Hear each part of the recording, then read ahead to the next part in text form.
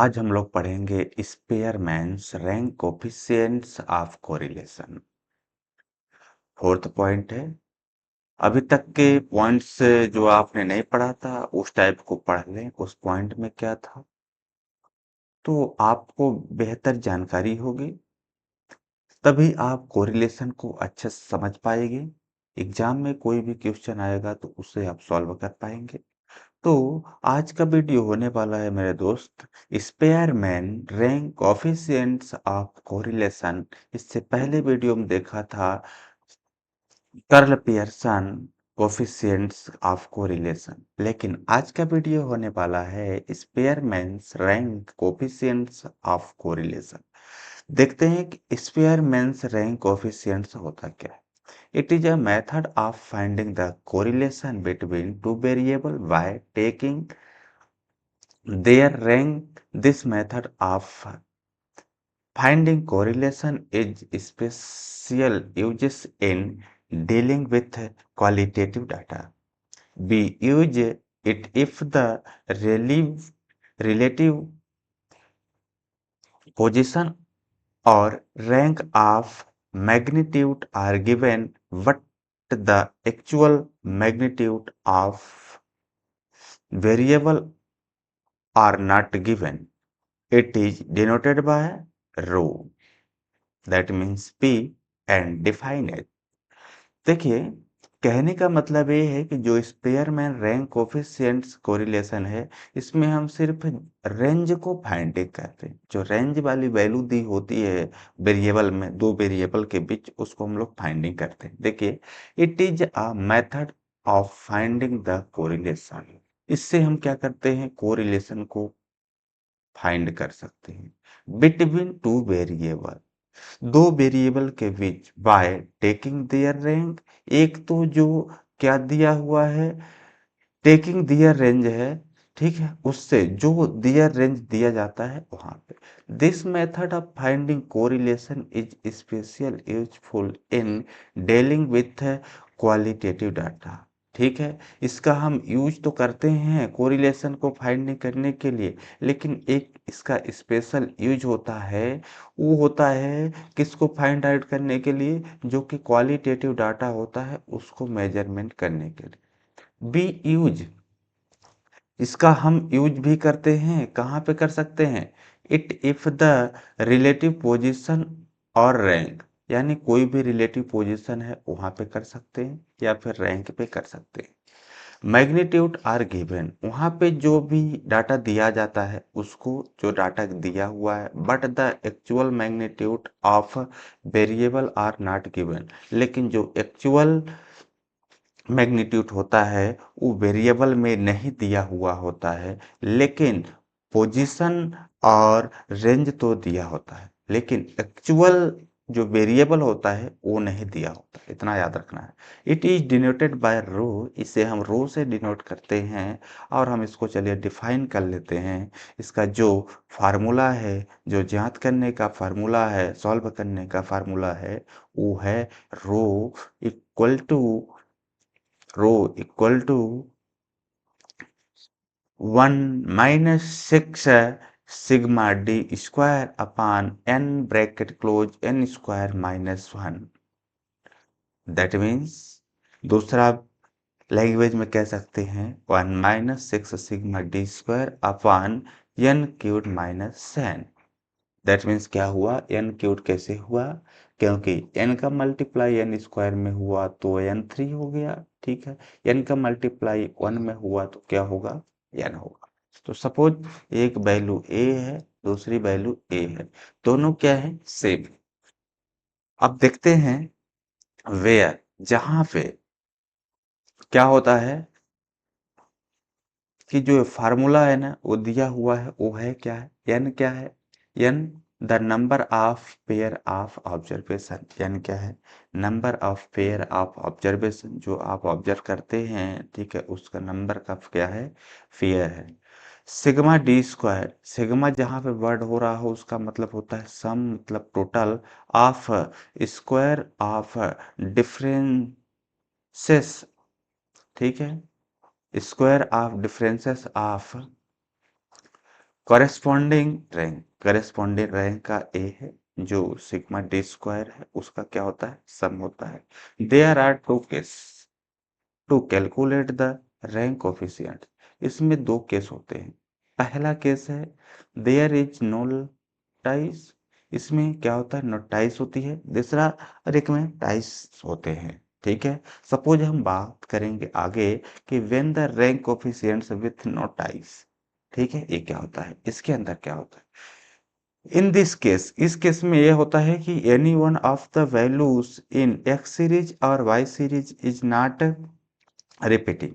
इस केस में ये होता है कि जिसमें एक्स सीरीज को और वाई सीरीज को हम रिपीट नहीं करते हैं, so we can use the following step for finding rank correlation with no ties. ठीक है, इसको हम कैसे फाइंड करेंगे, तो इसको फाइंड करने के लिए give rank one the highest value. इसमें क्या करेंगे कि सबसे पहले जो रैंक दी हुई है उसको हम हाईएस्ट वैल्यू को फाइंड आउट करेंगे, उस रैंक की कौन सी हाईएस्ट वैल्यू है। Rank to next highest and so on. उसमें हम देखेंगे कि जो हाईएस्ट वैल्यू है उसका क्या होता है। ठीक है, सबसे पहले तो आपको याद रखना है कि हाईएस्ट वैल्यू क्या है। Then rank x series value and y series value separately. उसको हम क्या करेंगे, सेपरेट करेंगे एक्स सीरीज को और वाई सीरीज को। तीसरा, calculate the differences of rank in each pair of value, that means D separate की हम बात करेंगे कि रैंकेज की बात होगी सभी पेयर में, जैसे डी बराबर होता है R x minus R y. Difference देखना है। ठीक है, वैल्यू एक्स सीरीज और वैल्यू वाई सीरीज के बीच में। नेक्स्ट होता है calculate the sum of square of all. ठीक है, डिफरेंसेस दैट इज, जिसको हम बोल सकते हैं सिग्मा डी स्क्वायर। डिफरेंसेस का हम स्क्वायर देखेंगे। यूज द फार्मूला, इस फार्मूला में हम यूज क्या करेंगे, इस फार्मूला को यूज करेंगे जो कि आपने वहां पे देखा था। ठीक है, ये हमारे पास केस वन की है। लेकिन सपोज समझिए कि आपके पास एक एग्जाम्पल दे दिया जाए कि find the rank correlation of following data mark in two subject of 7 student. कहने का मतलब ये है कि आपको फाइंड करना है, क्या फाइंड करना है, रैंक कोरिलेशन। क्या ज्ञात करना है, रैंक कोरिलेशन। आपके पास एक डाटा दिया हुआ है, उस डाटा में दो सब्जेक्ट, जो सब्जेक्ट थे, ठीक है, उनको स्टूडेंट के मार्क्स देखना है कि 2 सब्जेक्ट्स दिए हुए हैं, उसमें 7 स्टूडेंट हैं, तो 2 सब्जेक्ट में उन बच्चों के मार्क्स क्या है, 7 स्टूडेंट के। चलिए यहाँ पे देखते हैं, सॉल्व करते हैं। लेट द सब्जेक्ट, सब्जेक्ट की हम बात करेंगे, मान लेते हैं कि 2 सब्जेक्ट है। पहला सब्जेक्ट है हमारे पास रिसर्च मैथोडोलॉजी। आप यहाँ पे कुछ भी लिख सकते हैं, कोई सब्जेक्ट दे सकते हैं। ठीक है, we denote y x, research methodology को हम एक्स से डिनोट करते हैं। एंड क्वांटिटेटिव टीच, यानी हम क्वांटिटेटिव टीच करते हैं। ठीक है, जिसको हम बात कर सकते हैं टेक्निक्स डिनोटेड बाय वाई, और उसमें जो क्वालिटेटिव टेक्निक्स है उससे हम डिनोट करते हैं किससे, बाई से। दो सब्जेक्ट है, क्वांटिटेटिव टेक्निक्स, क्वांटिटेटिव टेक्निक्स को हम बाई से डिनोट करते हैं, रिसर्च मेथोडोलॉजी को एक्स से डिनोट करते हैं। यहाँ तक तो समझ में आ गया डाटा वैल्यू। ठीक है, जो हमारे पास डाटा है क्या है, रिसर्च मैथोडोलॉजी का है। किसका है, रिसर्च मैथोडोलॉजी का है। और ए टेक्निक्स का है। ठीक है, क्वांटिटेटिव टेक्निक्स का है, जिसे हम बाई से डिनोट करते हैं। ठीक है, कौन है क्वांटिटेटिव टेक्निक्स का, क्वांटिटेटिव टेक्निक्स का ए है वैल्यू ए। ठीक है, जिसे हम बाई से डिनोट कर रहे हैं। नंबर ऑफ स्टूडेंट कितने हैं भाई साहब, नंबर ऑफ स्टूडेंट 7 है। 1 2 3 4 5 6 7, दैट मीन्स यहाँ पे हो जाएगा टोटल नंबर ऑफ स्टूडेंट कितने हैं, 7 हैं। ठीक है, अब यहाँ पे अपन को ये देखना है कि ये हमारा रिसर्च मैथडोलॉजी है, जो कि नंबर 1 वाला स्टूडेंट है उसको मार्क्स मिले हैं 90। ठीक है, दूसरे स्टूडेंट को क्या मिला है ए। तो ए हमारी क्या है, कुछ मार्क्स फीड की गई है। दूसरे साइड हमारे पास डाटा ए है। ठीक है, ठीक है। आर एक्स मतलब हमने बताया था कि उस वैल्यू को हम चूज करेंगे जो सबसे ज्यादा हाईएस्ट होगी। क्या होगी? सबसे ज्यादा हाईएस्ट जो होगा उसको हम नंबर 1 देंगे।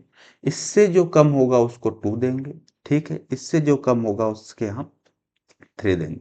तो इस वैल्यू में जो सबसे हाईएस्ट वैल्यू है वो क्या है, 90 है। 90 को हमने रखते हैं नंबर 1 पे। 90 से छोटा वैल्यू क्या है, 82 है, उसे हमने रख दिया। यानी एक प्रॉपर सीक्वेंस में रखें। ठीक है, 81 को 3 पे, 71 को 4 को, 63 को 5 को, और 49 को 6 को, और 30 ये लास्ट डिजिट है, लास्ट वैल्यू हो जो सबसे लोवेस्ट वैल्यू है। सबसे हाईएस्ट वैल्यू फर्स्ट नंबर पे रखेंगे और सबसे लोवेस्ट वैल्यू लास्ट नंबर पे रखेंगे। दैट मीन्स एंडिंग पॉइंट होता है वो। उसको मार्क्स कितने मिले हैं, 38। सपोज करिएगा कि जो क्वांटिटेटिव टेक्निक्स है उसमें स्टूडेंटों को मार्क्स मिला है कि 75, 71, 72, 70, 40, 50 और 43। तो ये सबसे पहले इसका जो हम रेंज देखेंगे, हाईएस्ट वाले को देखेंगे। तो इसमें देखेंगे हाईएस्ट क्या है, यही है। 75 को नंबर 1 पे रखा।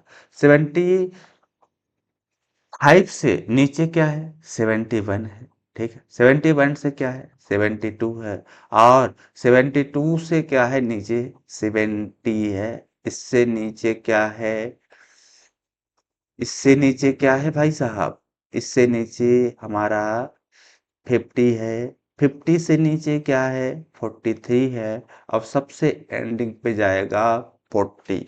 तो देखिए इसे हम नंबर 1 पे रखे। ठीक है, और इससे बड़ा क्या है, इससे जस्ट नीचे 72, इसे हम नंबर 2 पे। 72 से छोटा क्या है, 73, इसको हम 3 नंबर पे रख दिया। दैट मीन्स 70 को हम 4 नंबर पे रखेंगे और इसको हम 6 नंबर पे रखेंगे। ठीक है, और ये हमारा चलेगा। यानी इस डाटा को हमें क्या करना है, नंबरिंग करना है।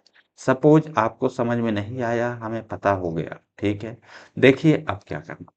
सबसे पहले ये जो डाटा दी हुई है इसमें आप हाईएस्ट वैल्यू को ढूंढेंगे। हाईएस्ट वैल्यू क्या है, 75। तो यहाँ पे रेंज में लिखेंगे नंबर 1 सबसे फर्स्ट पे है, ये लिख देंगे। अब देखेंगे 72 किस नंबर पे है। सबसे पहले आप देखेंगे कि 75 से नीचे क्या है। तो 75 से नीचे हमारे पास 72 है। तो इसको हम रखेंगे दूसरे नंबर पे।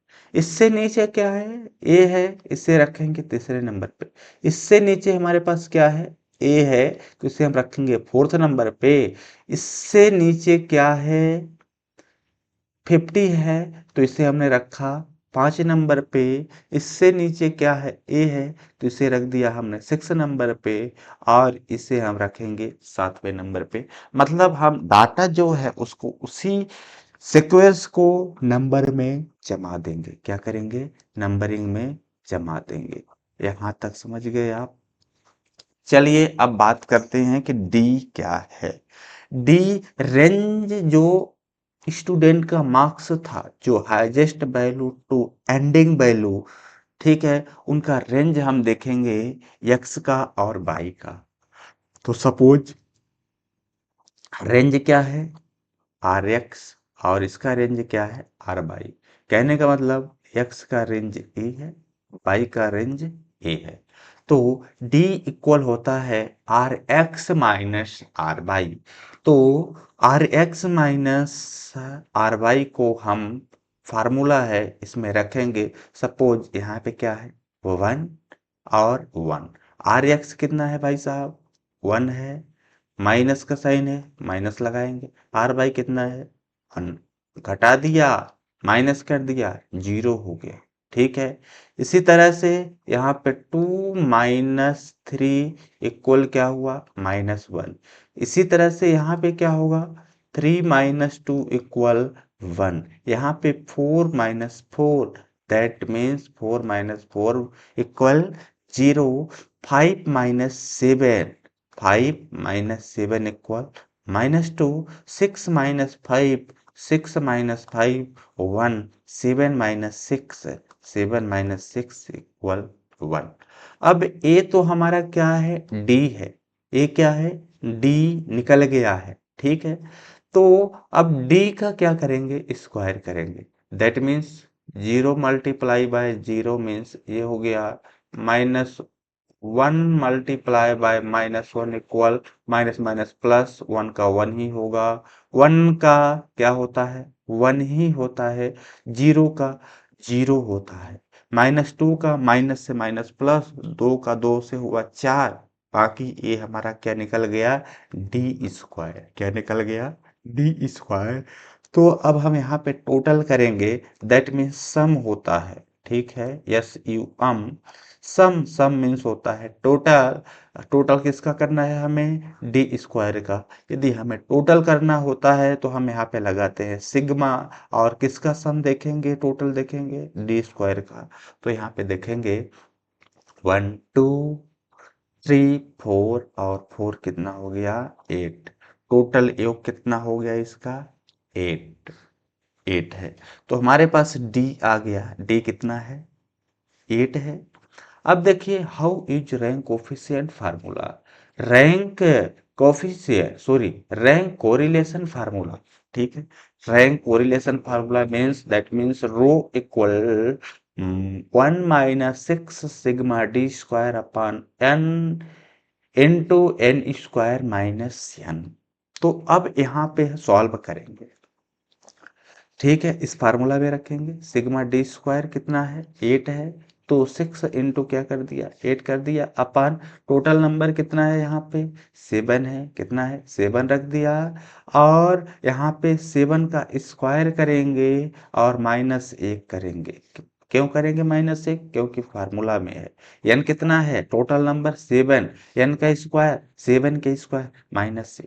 अब देखिए 1 माइनस इसका क्या हो जाएगा, मल्टीप्लाई करेंगे तो 48 हो जाएगा, अपान 7 का 7। और यहाँ पे देखिए, ठीक है, 7 का स्क्वायर कितना हो जाएगा, 49। 49 -1 इक्वल कितना हो जाएगा, 48। इक्वल देखते हैं 1 - 1 अपान 7, ठीक है। 1 अपान 7 क्यों, 41 से हम 41 को काट लिए तो कितना हुआ, 1 अपान 1 बचेगा। तो 1 - 1 इक्वल 7।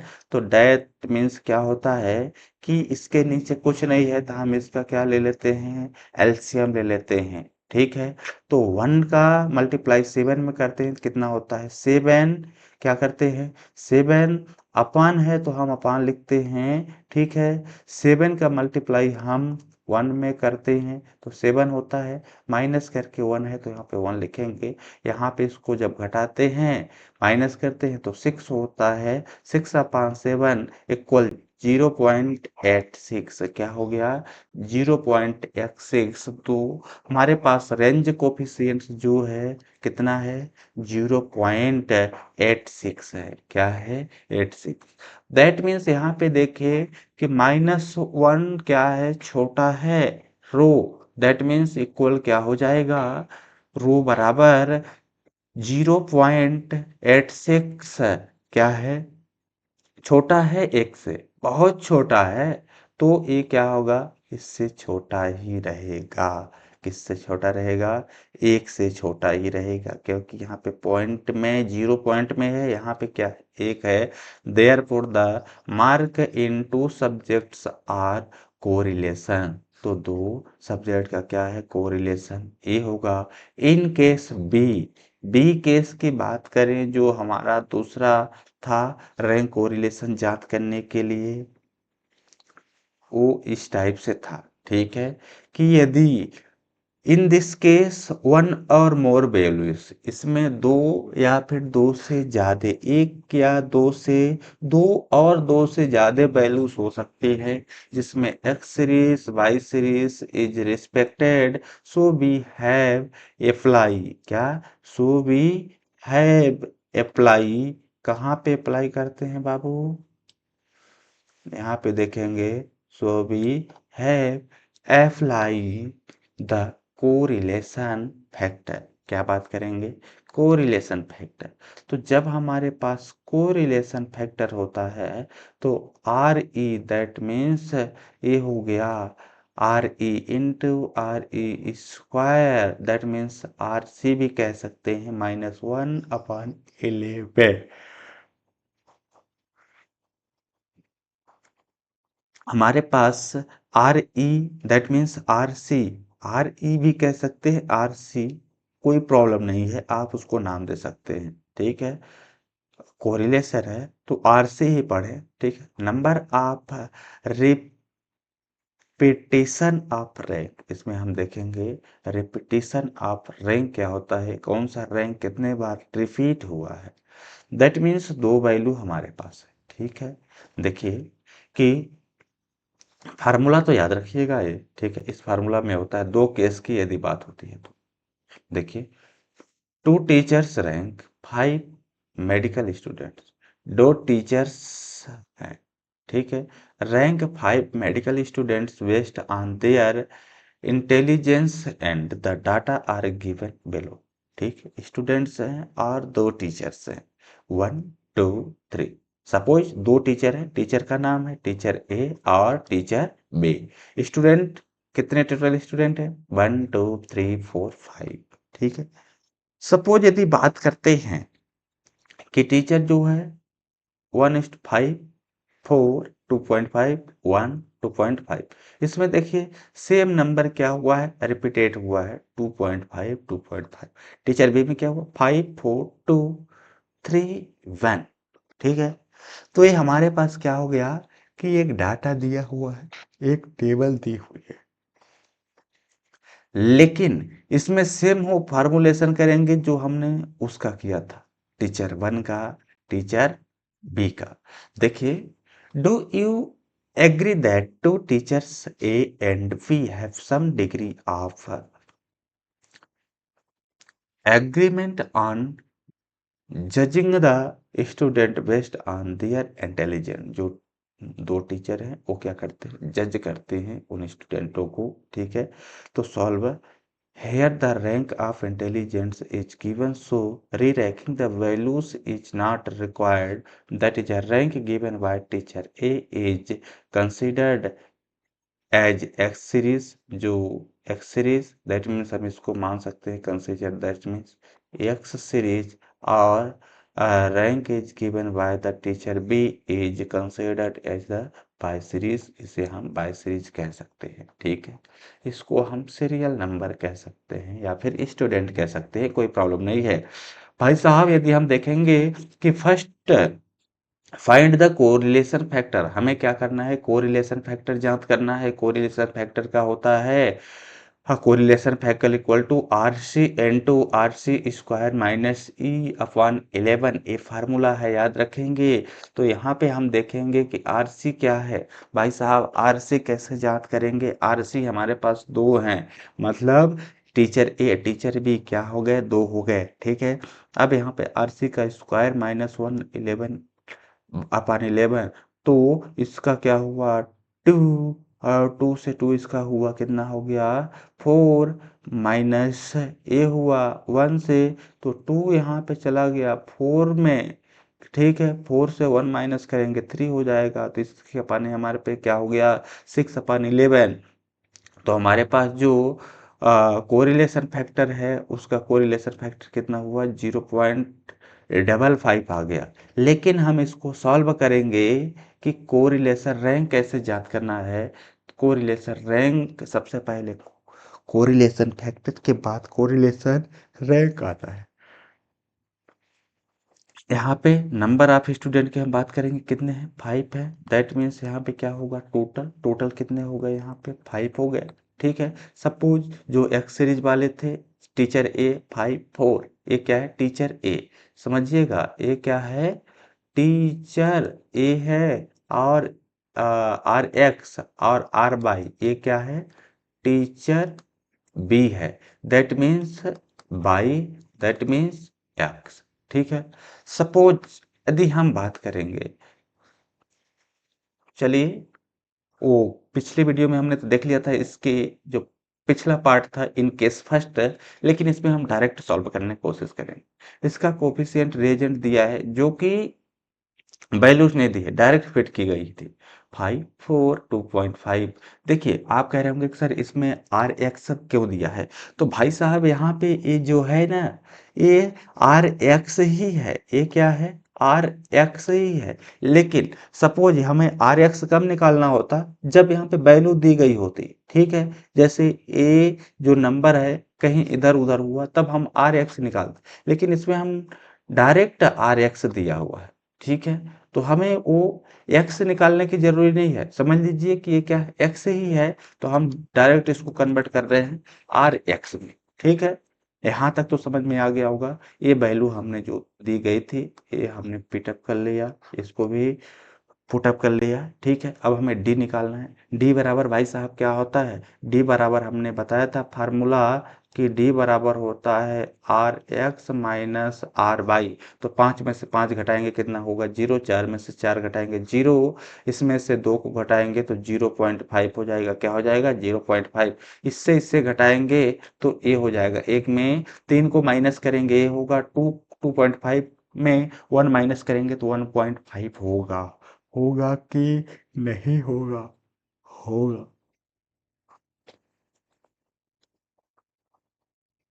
क्या होगा, 1.5 होगा।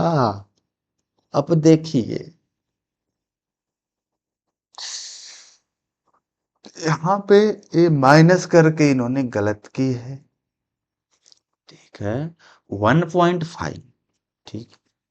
देखिए, अब आप लोगों का कंफ्यूजन यहाँ होगा कि सर यहाँ पे 2.5 है, यहाँ पे हमने 2 से माइनस किया। तो भाई साहब यहाँ पे पॉइंट है।